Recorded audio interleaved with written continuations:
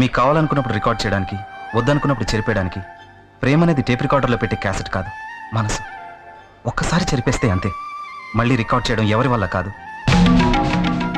College చదువుల్లో అయితే first choice, second choice అని చాయిస్లు ఉండొచ్చు. మ్యాథమెటిక్స్ కాకపోతే ఫిజిక్స్, ఫిజిక్స్ కాకపోతే హిస్టరీ అని. కానీ ఇతను కాకపోతే అతను అని లైఫ్లో మాత్రం చాయిస్లు ఉండకూడదు. ఇతనే తనకు భర్తగా వస్తున్నాడని నిర్ణయించుకుని ఆ తర్వాతే ప్రేమించడం మొదలు పెట్టాలి.